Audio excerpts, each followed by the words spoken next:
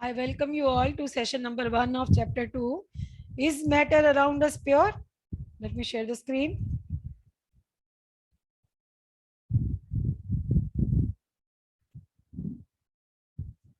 As you can see on the screen, the title of chapter 2 is matter around us pure?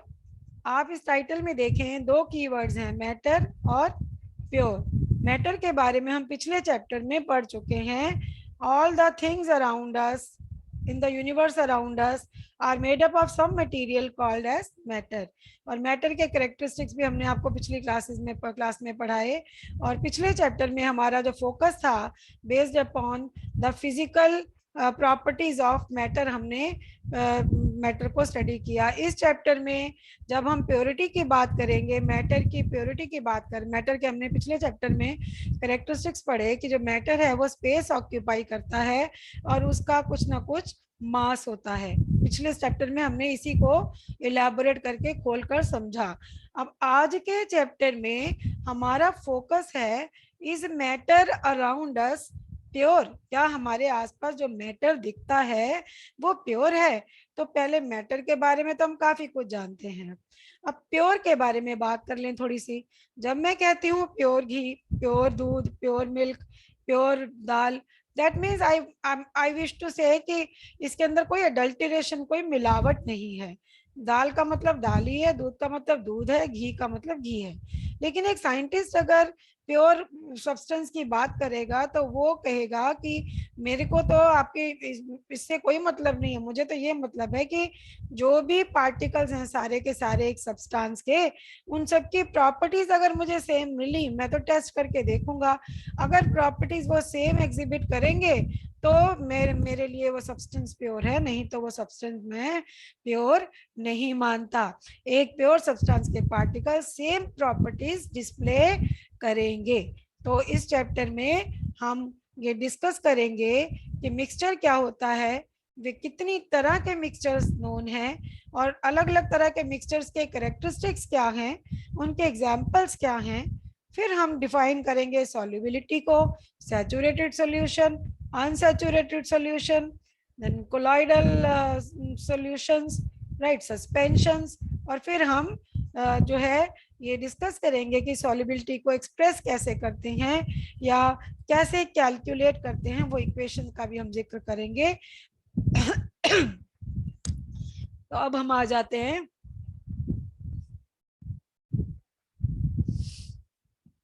अपने title पर, is matter around us pure? देखिए पिछले chapter में हमने based on physical properties matter को ये जाना था कि मैटर को क्लासिफाई किया था 3 कैटेगरीज में, सॉलिड, लिक्विड, गैस। वो चैप्टर हमने अच्छे से समझ लिया। अब तब हमने यही पूछा कि जो हमारे आसपास किस तरह का मैटर है और वो किस चीज को हम मैटर कहेंगे। वो चीज जो कि जगह घेरती है, वो चीज जिसका मास है, वो चीज जिसके स्मॉल स्मॉल पार्टिकल्स हैं, वो मैटर कहलाती है। अब आज के चैप्टर में हमारा फोकस बदल गया है। अब हम ये जानना चाहते हैं कि हमारे आसपास जो मैटर है वो प्योर है या नहीं है। और प्योर का क्या मतलब है साइंटिस्ट की नजर में? प्योर का मतलब है उसमें सेम टाइप ऑफ पार्टिकल्स होंगे और उनकी केमिकल नेचर भी सेम होगी। और चाहे उसको आप उस सब्सटेंस को आप कहीं से भी लो, इंडिया से लो, कनाडा से लो, जापान से लो, केरल से लो, महाराष्ट्र से लो, वो सोर्स उसका कहीं भी हो, उसकी कैरेक्टरिस्टिक जो प्रॉपर्टीज हैं वो कभी नहीं बदलेंगी, वो एकदम वैसी ही रहेंगी हर जगह पर। ये मतलब है प्योर सब्सटेंस का। तो इस हिसाब से हम, आप याद कीजिए पिछले चैप्टर में मैंने आपको 3 सिस्टम बताए थे मैटर को क्लासिफाई करने के। पहला सिस्टम था बेस्ड ऑन फिजिकल प्रॉपर्टीज, जो हम डिस्कस कर चुके हैं। आज के चैप्टर में प्योरिटी के हिसाब से हमें मैटर को उनकी केमिकल प्रॉपर्टीज के ऊपर बेस करके स्टडी करना होगा। ठीक है, उस तरह से जब हम एक बार नजर मारें chemical property based classification of matter पर, तो हम पाएंगे कि इसमें 3 चीजें हमने कही थी। मैटर 3 तरह का है, elements, compounds and what, mixtures. Elements को वो सबसे छोटे लेवल पे होता है, इनको फर्दर नहीं तोड़ा जा सकता।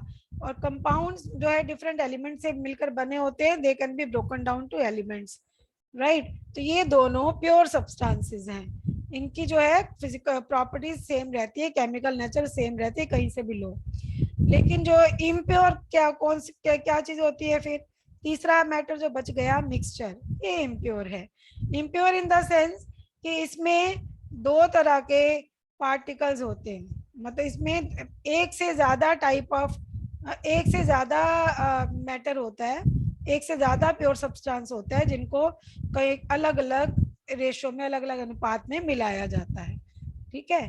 और मिक्सचर में जो प्रॉपर्टीज होती हैं वो मिक्स्ड होती हैं, वो जो जो सब्सटेंस उसके अंदर है उनके कारण भी इसकी प्रॉपर्टी होती है, इसकी अपनी भी प्रॉपर्टी होती है। एग्जाम्पल आप रोजाना देखते हैं अपने घरों में, चीनी को घोला जाता है या नमक को घोला जाता है पानी में, तो ये क्या है, इट इज अ मिक्सचर। अब हम बात करेंगे टाइप्स ऑफ मिक्सचर्स, जैसे टाइप्स ऑफ मैटर हम देख रहे हैं तीन है, based on chemical properties, element, compound और मिक्सचर। उसी तरह से मिक्सचर भी दो क्लासेस में बांटे जाते हैं, एक होते हैं होमोजीनस, एक होते हैं हेट्रोजीनस। होमो मतलब एक जैसा, हेट्रो माने अलग अलग। होमोजीनस यानी थ्रू आउट जो कंपोजिशन है, संरचना जो है, रासायनिक संरचना जो मिक्सचर की है एक जैसी होती है, वो तो होमोजीनस मिक्सचर कहलाते हैं। जैसे कि नमक का पानी गरारे करने के लिए हम बनाते हैं, नमक पानी में घोलते हैं, या चीनी का पानी बनाते हैं, चीनी पानी में घोलते हैं। तो जब हम पानी में घोल देते हैं तो पहला सिप भी उतना ही नमकीन या मीठा होता है जितना कि आखिरी सिप। यानी ये किस बात को दर्शाता है कि जो कंपोजिशन है होमोजेनस मिक्सचर्स की थ्रू आउट एक जैसी होती है। एट पार्टिकल लेवल, पार्टिकल्स मतलब पूरी थ्रू आउट एक तरह से घुलते हैं, बहुत ही साइंटिफिकली, बहुत ही साइंटिफिक कंपोजिशन है देखिए। और हेट्रोजेनस में जैसा कि नाम से क्लियर है, पार्टिकल लेवल पे कंपोजिशन सेम नहीं होती, वहीं पहले सिप में आपको ज्यादा पार्टिकल आएंगे, दूसरे में कम आएंगे, तीसरे में ज्यादा आएंगे, कुछ भी हो सकता है। तो एग्जाम्पल दिए हुए हैं, जैसे कि नमक और लोहे का चूरा, नमक और सल्फर का चूरा मिला दें और पानी और तेल मिला दें। पानी और तेल मिला दोगे तो शुरू में चम्मच से हिला भी दोगे, तब भी थोड़ी देर के बाद ऑयल नीचे बैठ जाएगा, ऊपर वाले चम्मच से पानी, ऊपर से चम्मच पर भरोगे तो पानी पानी आएगा, नीचे से तेल तेल आएगा। इस तरह से कंपोजिशन उनकी डिफरेंट डिफरेंट रहेगी। तो अब हम इन दोनों को बारी बारी स्टडी करेंगे, किसको, होमोजीनस मिक्सचर को स्टडी करेंगे और हेट्रोजीनस को, दोनों के कैरेक्टरिस्टिक्स की बात करेंगे, ताकि जब कोई हमारे पास मिक्सचर लेकर आए तो हम उसको देखकर बता सकें ये होमोजीनस है या नहीं। व्हाट इज अ सॉल्यूशन, पहले तो ये जान ले, एक सॉल्यूशन क्या क्या होता है। Solution is a homogeneous mixture, ये जान लीजिए आप, या a homogeneous mixture is also called as a solution, ठीक है। और सॉल्यूशन के इसकी जो है कैरेक्टरिस्टिक्स क्या है, कैरेक्टरिस्टिक्स ये कि एक तो ये पार्टिकल लेवल पे इसकी कंपोजिशन या रासायनिक संरचना या केमिकल कंपोजिशन बिल्कुल सेम होती है, पहले सिप में भी और आखिरी सिप में भी।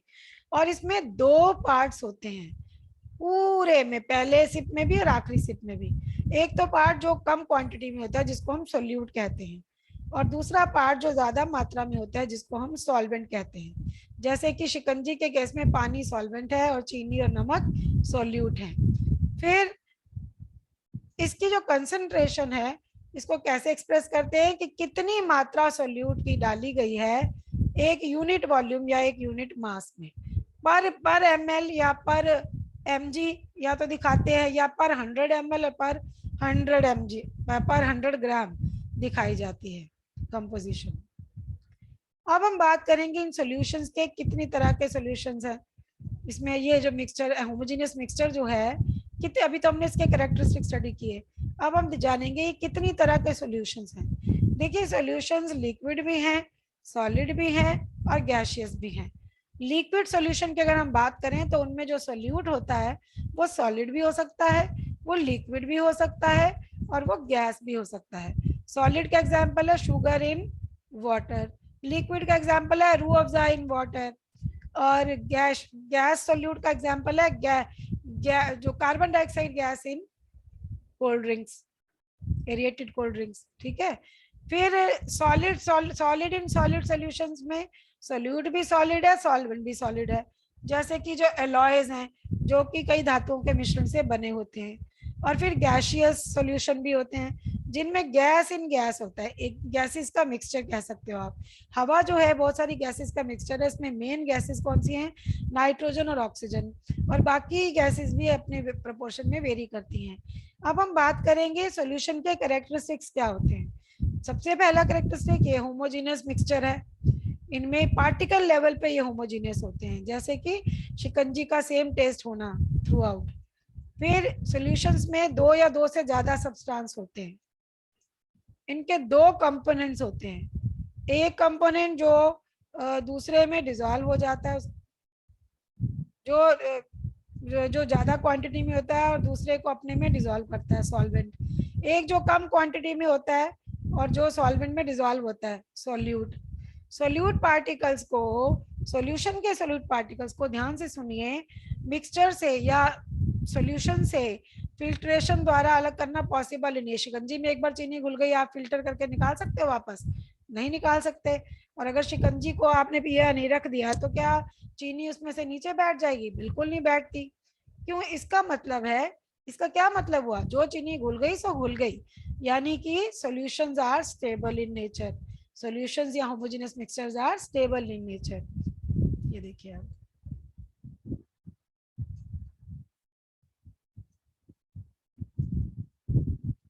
ठीक है।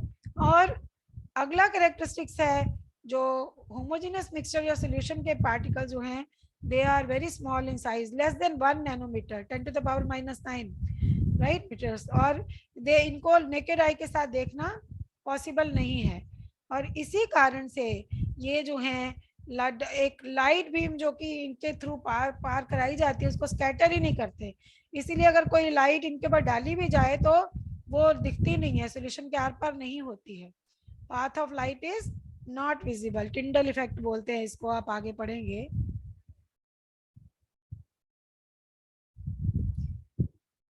और फिर जो इनके मैंने बताया कि ये solid in liquid, gas in liquid और गैस इन गैस, ठीक है। ये सॉलिड इन लिक्विड यहाँ पर आप कर सकते हैं, solid oblique liquid oblique gas.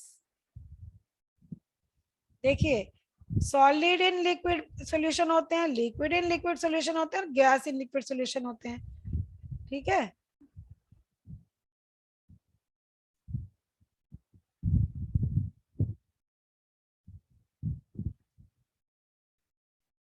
और आपको मैंने ऊपर डायग्राम में बताया, सॉलिड इन सॉलिड सॉल्यूशंस होते हैं जैसे कि एलॉय, दो धातुओं को सम्मिश्रण से बना हुआ नया धातु, ठीक है।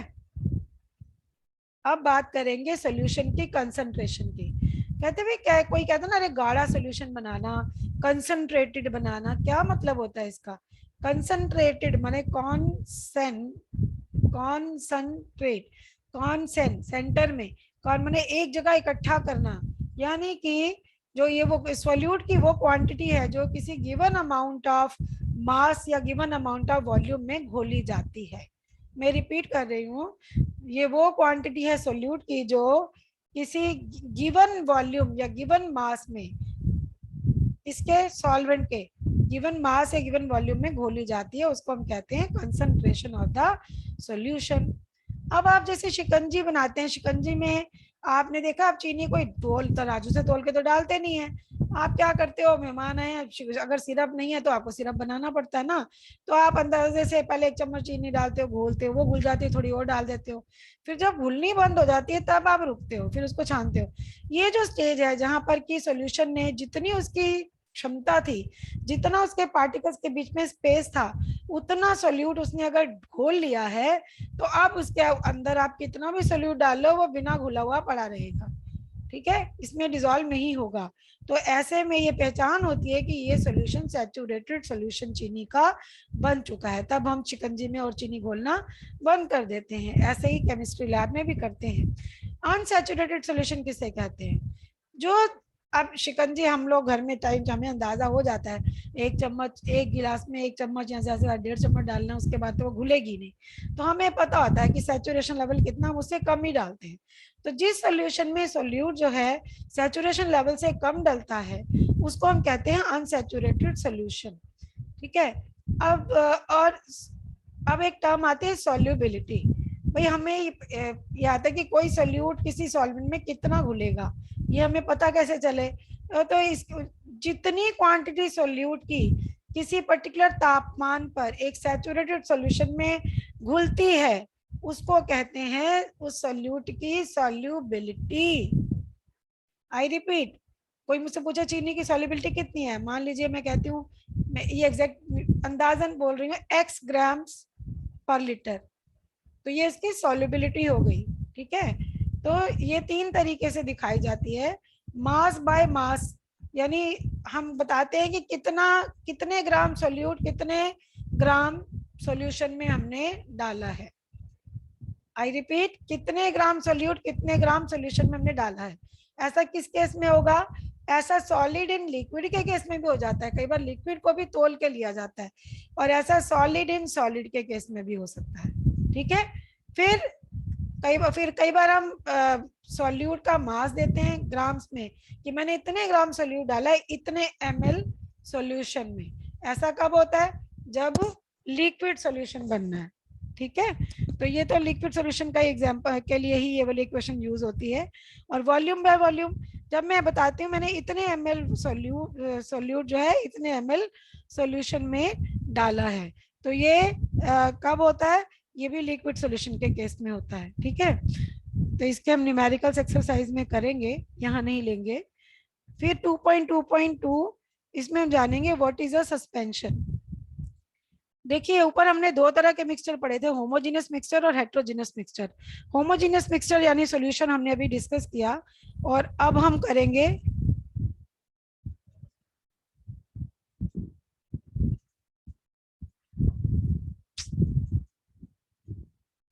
Heterogeneous mixture.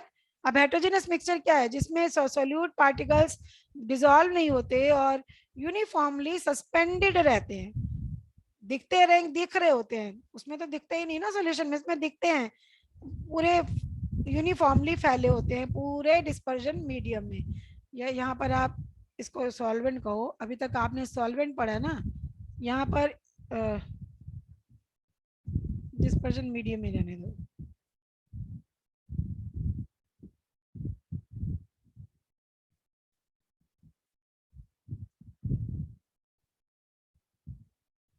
Okay.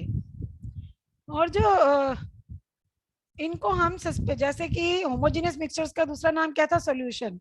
Heterogeneous mixtures का दूसरा नाम क्या है? सस्पेंशन है।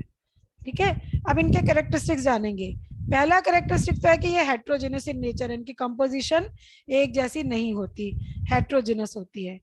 और दूसरा, सोल्यूट पार्टिकल्स को हम फिल्ट्रेशन से आराम से अलग कर सकते हैं, क्योंकि दिख रहे होते हैं पार्टिकल्स, और अगर मैं इनको बिना छेड़े थोड़ी देर रख दूं तो वो नीचे बैठ जाते हैं पार्टिकल्स। ठीक है। और जब वो पार्टिकल्स नीचे बैठ जाते हैं तो मैं कहती हूँ सस्पेंशन टूट गई, हेट्रोजेनस मिक्सचर ब्रेक हो गया। साइंटिफिक लैंग्वेज में ब्रेक होने का मतलब है कि सस्पेंशन जो है स्टेबल नहीं है। सस्पेंशन किसको कहते हैं? हम हेट्रोजेनस मिक्सचर को कहते हैं। ठीक है। तो ये अनस्टेबल होते हैं, दे कैन बी सेपरेटेड, इनको हम फिल्ट्रेशन से अलग कर सकते हैं। ठीक है। और इसके पार्टिकल्स को मैंने कहा ना, हम अपनी आंखों से देख सकते हैं। इसके पार्टिकल जब इसको देख सकते हैं तो इसीलिए ये लाइट बीम को स्कैटर करते हैं, जो इनके थ्रू अगर कोई लाइट बीम पास करें, यानी टिंडल इफेक्ट, ये टिंडल इफेक्ट ऑब्जर्व करते हैं। ठीक है।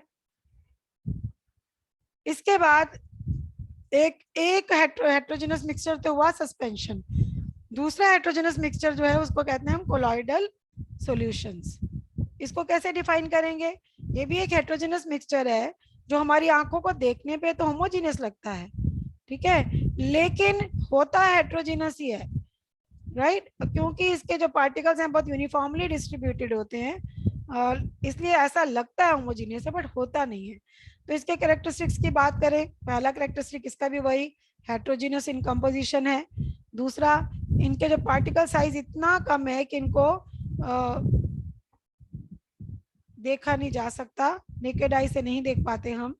सस्पेंशन के पार्टिकल्स को हम देख सकते हैं जबकि वो हेट्रोजीनियस ही है, लेकिन कोलॉइडल के पार्टिकल हम नहीं देख सकते।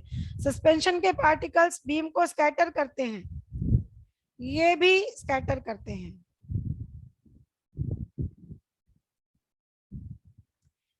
इनके जो सस्पेंशन के पार्टिकल्स को अगर मैं छोड़ दूं तो वो सेटल डाउन हो जाते हैं, ठीक है, मगर ये सेटल नहीं होते, इसीलिए इनको हम कहते हैं ये जो कोलॉइडल सिस्टम्स है वो स्टेबल है, जबकि जो हमने पहले पढ़ा वो स्टेबल नहीं है, सस्पेंशन स्टेबल नहीं है। इनके भी पार्टिकल्स फिल्ट्रेशन से अलग नहीं कर सकते कोलॉइडल के। इनको हम कैसे सेपरेट कर सकते हैं, एक स्पेशल प्रोसेस होता है जिसको हम सेंट्रीफ्यूगेशन कहते हैं।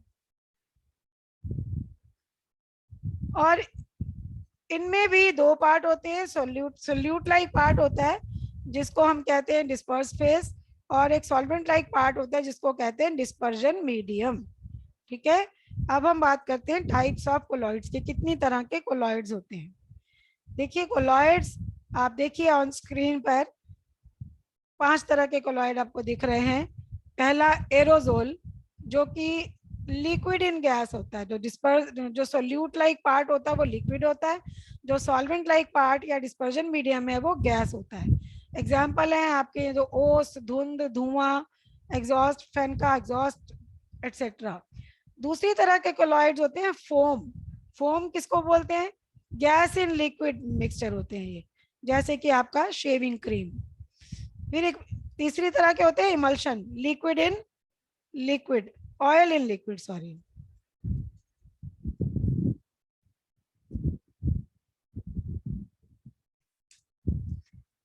जैसे कि मिल्क। फिर ये अगली टाइप इनकी होती है सोल। सोल का मतलब है सॉलिड इन लिक्विड, जैसे कि मड माने कीचड़, कीचड़ तो सबने देखा है। और नेक्स्ट जो टाइप है इनकी जेल। जेल माने सॉल्यूट जो होता है, सॉल्यूट लाइक पार्ट लिक्विड है और सॉल्वेंट लाइक पार्ट सॉलिड है, जैसे कि चीज जो हम खाते हैं, जेली। और लास्टली सॉलिड सोल, जिसमें सॉलिड इन सॉलिड होता है, जैसे कि धुंधला जो कांच होता है ना, वो एक एग्जांपल है कोलॉइड का। So with that we finish this session number 1 on chapter 2, is matter around us pure. So to conclude quickly, we will summarize what we have studied. See, we have studied that matter around us is pure as well as impure. Scientifically, on the basis of chemical composition, elements and compounds are pure substances, but mixtures are impure, because pure substances display same characteristic property, but impure substances or mixtures, they display properties characteristic of solute and solvent both, and mixture also. And we define mixture that it is made up of more than one kind of a pure substance which can be mixed in any proportion. Then we discuss various examples. Then we discussed how many types of mixtures are there. We learned 2 types of mixtures are there, homogeneous and heterogeneous. We gave several examples. Then we learned the characteristics of mixtures. We said homogeneous mixtures are also called as solutions, and then we discussed its various features. Then we discussed various types of homogeneous mixtures or solutions, that is liquid, solid or gaseous, and gave their examples. Then we discussed various characteristics of solutions and learned that solutions or the homogeneous mixtures are stable, their particles cannot be seen with naked eye, and they do not scatter light. Then we talked about concentration of solution and learned that it is the amount of solute dissolved in a quantity of solvent. Then we talked about the heterogeneous mixtures, namely suspension and colloidal solutions.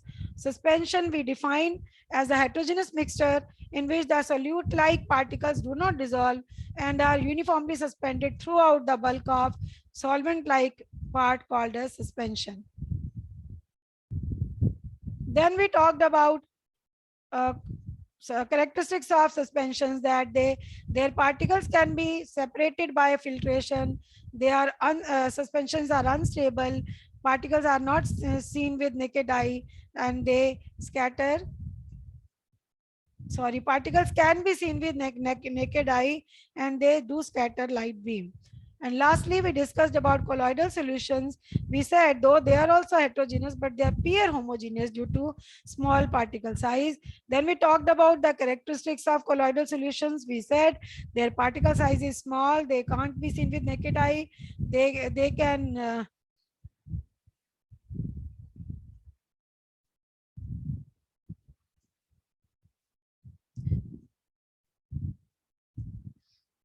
okay.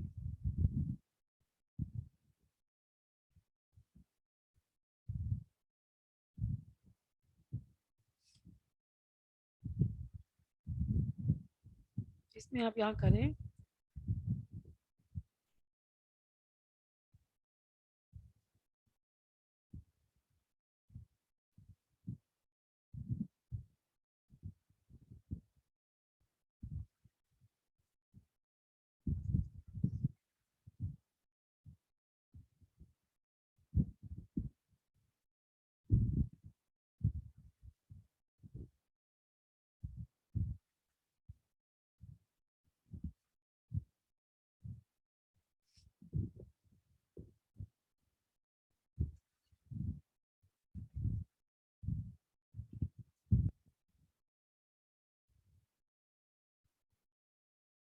Its particles do not settle down when left undisturbed and are stable, and they can be separated by a special process called a centrifugation.